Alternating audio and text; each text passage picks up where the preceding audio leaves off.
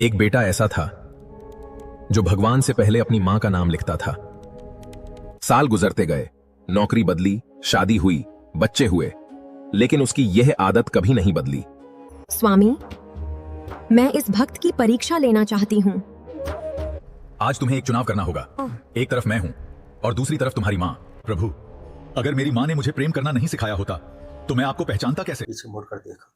शायद उसे उम्मीद थी कि माँ आवाज लगा देगी, बेटा रुक जा। लेकिन घर से कोई आवाज नहीं आई। दिन बीतते गए, एक दिन, 2 दिन और देखते ही देखते 15 दिन गुजर गए। माँ सोचने लगी, अभी तक बेटा अपना सामान लेने क्यों नहीं आया। उस सुबह माँ पहली मंजिल पर पहुंची, दरवाजा खोला और अंदर का नजारा देखकर कुछ पल के लिए वहीं खड़ी रह गई। कमरे में धूल जम चुकी थी। ऐसा लग रहा था जैसे यहाँ कई महीनों से कोई नहीं रह रहा। लेकिन माँ को क्या पता था कि उस कमरे की खामोशी में उनके बेटे की पूरी जिंदगी छिपी हुई थी। धीरे धीरे माँ पूजा घर की तरफ बढ़ी। वहीं एक कोने में कुछ पुरानी नोटबुक्स रखी थी। माँ ने उनमें से एक नोटबुक उठाई और उसे खोला। पहले पन्ने पर लिखा था माँ, दूसरे पन्ने पर भी माँ। माँ तेजी से पन्ने पलटने लगी, लेकिन हर पन्ने पर एक ही शब्द था, माँ माँ माँ। जिस बेटे को उन्होंने अपना दुश्मन समझ लिया था, वही बेटा हर सुबह पूजा में भगवान से पहले अपनी माँ का नाम लिखा करता था। तभी अचानक उस सुनसान कमरे में एक आवाज गूंजी, माँ। माँ घबरा कर पीछे मुड़ी। कमरे में कोई नहीं था। तभी उनकी नजर एक पुराने टेप रिकॉर्डर पर पड़ी। वह टेप रिकॉर्डर जो हर सुबह पूजा के समय अपने आप शुरू हो जाता था। माँ कुछ समझ पाती उससे पहले उसमें से बेटे की आवाज आने लगी, माँ, अगर मुझसे कोई गलती हुई हो तो मुझे माफ कर देना।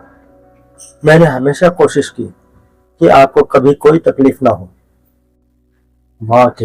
माँ के हाथ से नोटबुक छूट गई और उस दिन पहली बार उन्हें अपने फैसले पर पछतावा हुआ। आखिर ऐसा क्या हुआ था कि एक माँ को अपने बेटे से ही नफरत हो गई। वो बेटा जिसने पूरी जिंदगी अपने परिवार के लिए जी थी, उसी परिवार से बेगाना कैसे हो गया। इस कहानी को समझने के लिए हमें कई साल पीछे जाना होगा। बहुत साल पहले की बात है। एक परिवार में माता पिता, एक बेटी और 3 बेटे रहते थे। घर बहुत बड़ा नहीं था, लेकिन उस घर में दिल बहुत बड़े थे।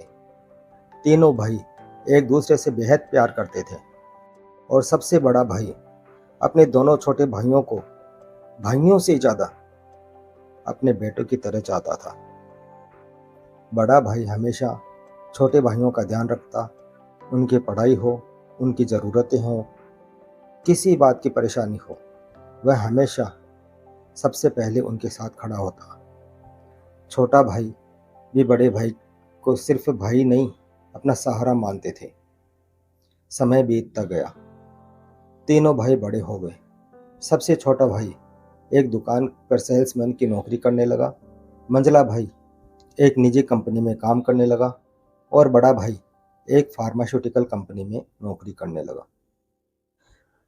तीनों मेहनत करते, लेकिन बड़े भाई की कमाई दोनों छोटे भाइयों से ज़्यादा थी और यही बात शायद आगे चलकर इस परिवार की खुशियों में सबसे बड़ी दरार बनने वाली थी।